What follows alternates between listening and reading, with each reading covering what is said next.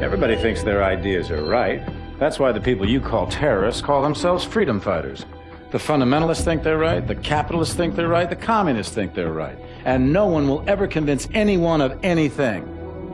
And all these honorable men lecturing the world from the floors of Congresses and parliaments whose time has long since passed refuse to admit, publicly at least, ideas don't determine who's right. Power determines who's right.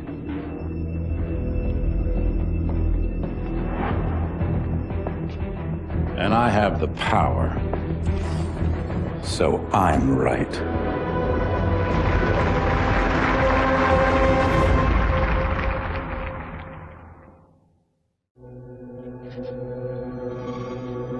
Democracy?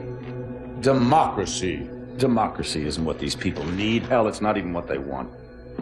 America's been running around the globe trying to install democracies in nation after nation for a century, and it hasn't worked one time. Now, why do you think that is?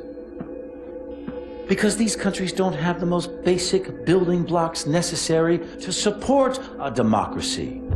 Little things like we ought to be tolerant of those who disagree with us, or we ought to be tolerant of those who worship a different god than us, or that a journalist ought to be able to disagree with a fucking president.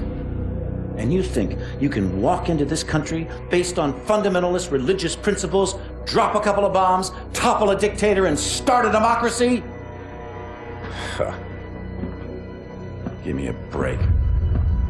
People don't want freedom. They want rules, boundaries, protections from invaders and from themselves.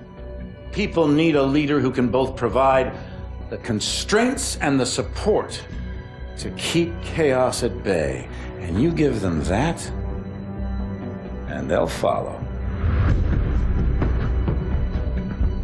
And that's where I come in.